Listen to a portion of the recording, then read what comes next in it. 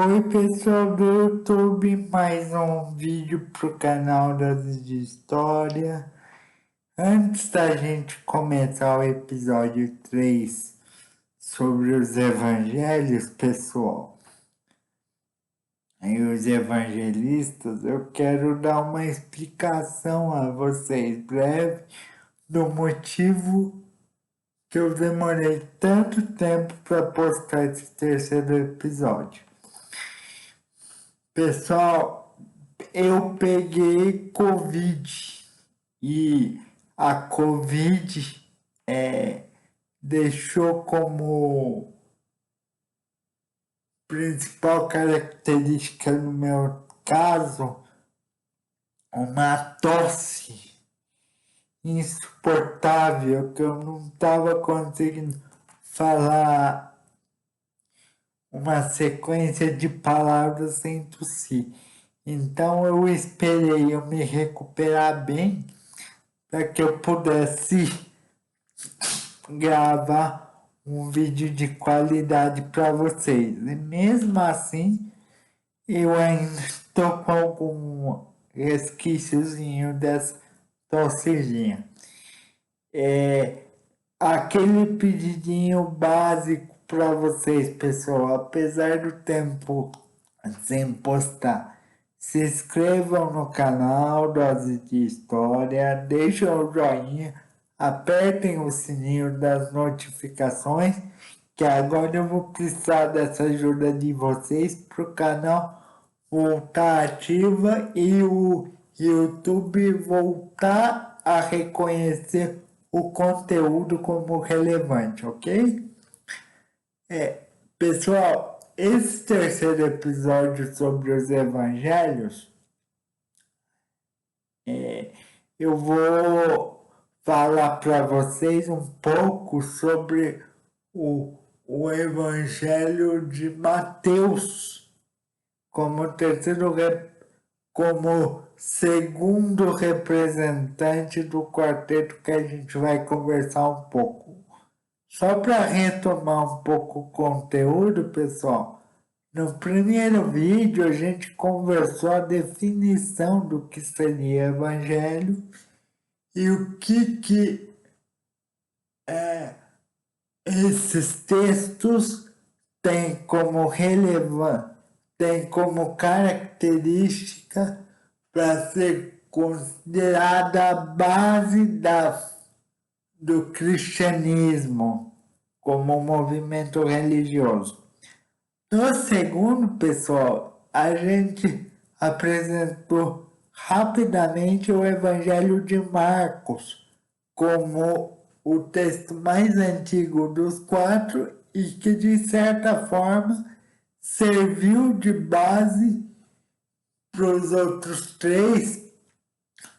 E como que o Evangelho de Marcos enxergava Jesus Cristo e qual a importância dessa visão na construção de uma representatividade de Jesus.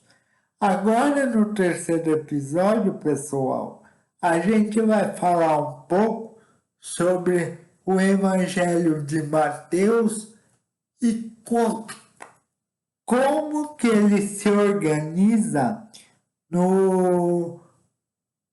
na exposição de fatos, qual que é seu fundamento e qual é seu objetivo na construção de sua visão daquilo que Jesus Cristo deixou em termos doutrinários. Então, vamos lá, pessoal. A primeira coisa que a gente precisa apresentar ao falar do Evangelho de Mateus é o fato de que não necessariamente os fatos narrados por Mateus da vida de Cristo seguem uma ordem cronológica, assim como o caso de Marcos, também de alguma forma podemos perceber essa característica. Por quê? Mateus está mais preocupado com o aspecto doutrinário na construção da sua narrativa evangélica e sua construção por consequência da memória de Cristo. O que o Evangelho de Mateus tem como fundamento? A ligação da figura de Cristo, como de Jesus, no caso, como a prova do cumprimento da profecia da tradição judaica de Jesus como Messias. O que isso quer dizer, no fim das contas, pessoal? Que Mateus, ele tenta buscar na tradição rabínica judaica a ligação entre Jesus e essa tradição, como, por exemplo, o cumprimento da profecia de Zacarias. E Zacarias faz uma profecia de um Messias que teria origem pobre, humilde, mas que seria justo e salvador da humanidade. Então, o que eu quero dizer, pessoal?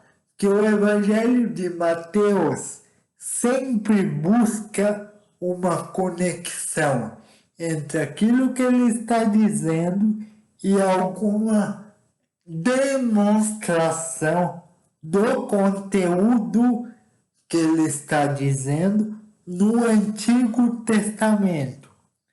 Quando vocês tiverem curiosidade, se vocês tiverem curiosidade em pesquisar, reparem que alguns trechos dos evangelhos de Mateus, principalmente os versículos-chave de 27 a 37, encontra-se correspondência no Antigo Testamento, principalmente com o profeta Zacarias, como eu estou dizendo.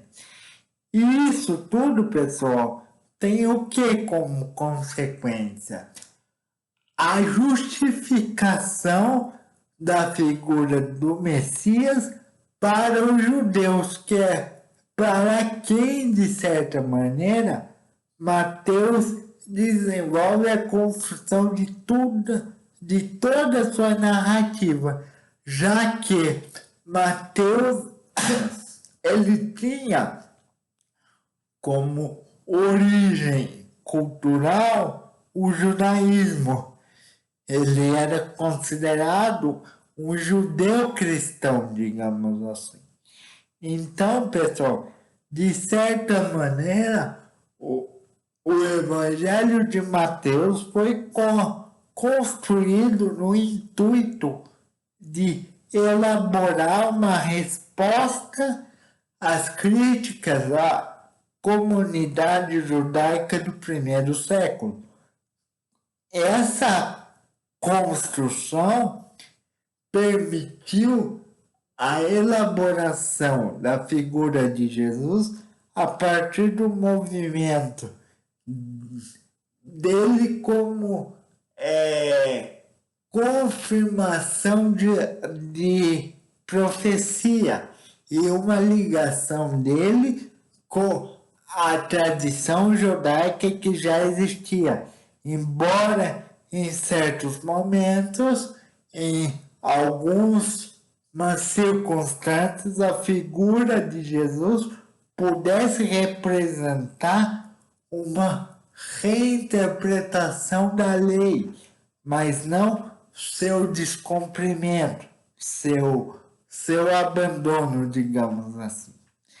Então, pessoal, para ir finalizando, o Evangelho de Mateus nada mais é do que a justificação da figura judaica, da figura de Jesus, a partir da tradição judaica já existente, utilizada por ele como ligação entre passado e presente, ok?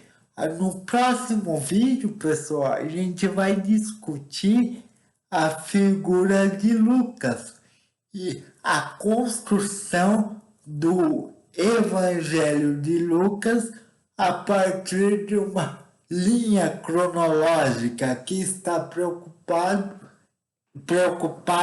em encadear os fatos, não necessariamente do ponto de vista doutrinário, mas de uma certa forma a construção de uma memória histórica em torno da figura de Cristo.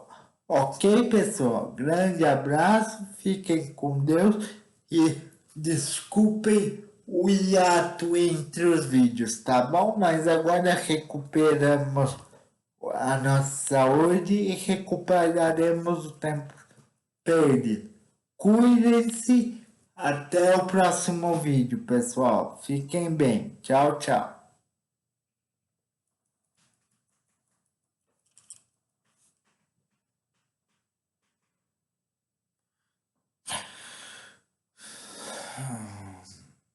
Abraço, pessoal.